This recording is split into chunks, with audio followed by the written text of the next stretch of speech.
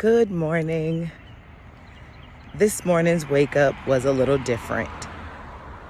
This morning I woke up after having a dream about, I want to say it was a memorial service for my mother, but her casket was there, so it had to have been her funeral.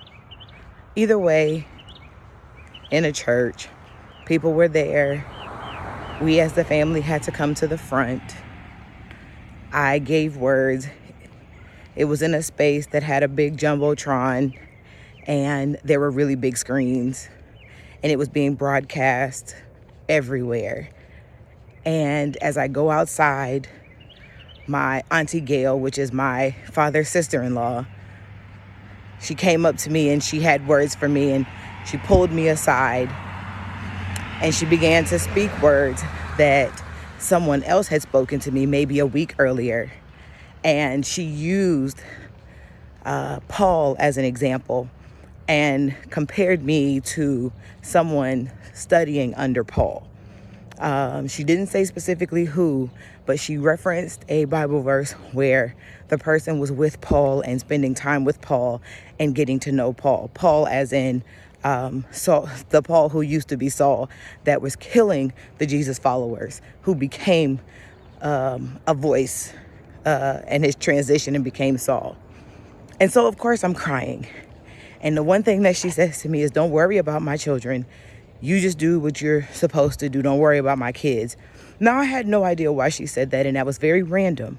But in the midst of her talking to me, Hezekiah Walker's calling my name was heavy on repeat. And it was you're calling my name to come into your own, to be safe from fear and harm. Knowing this, but I still choose to go my way. And you still say that I am he who will supply your every need. Oh Lord, I've sinned, but you're still calling my name. And I just kept hearing, you're calling my name to come into your own. You're calling my name to come into your own. And even when I woke up, the song was still playing. You're calling my name to come into your own. I don't know what is happening, and I don't even know what God has planned. But here's what I do know. When I woke up this morning, I read a text message, and it was from someone that was in despair, worrying about how the next week or so their life was going to go. And my initial response was going to be, I'm going to seriously pray for you. But instead of saying it, I just typed out the prayer and sent it. And then my mind was sent to someone else who was getting ready to lay a loved one to rest. And today is the wake. And I turned on the voice recording and I recorded a prayer. And then the song came back, you're calling my name to come into your own.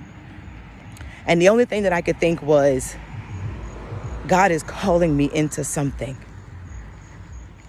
God is calling me into something. God is calling for me to do something. God is calling for me to show up in some way. God is calling for me to do something despite myself, in spite of myself, in spite of my decisions, in spite of my choices, in spite of the ways that I may go in an opposite direction. God is calling me into more. So this morning was different. I didn't start the walk the way I normally started. This morning, the walk started serving others. Oh Lord, I've sinned, but you're still calling my name.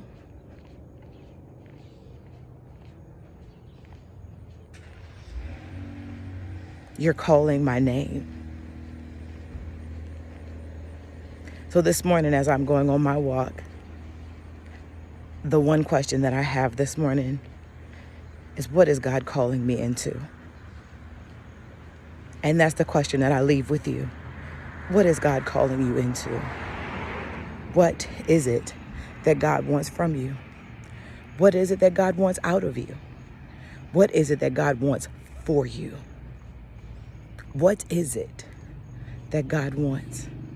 So have a super fantastic day as you meditate on what and where and why and how of what God wants.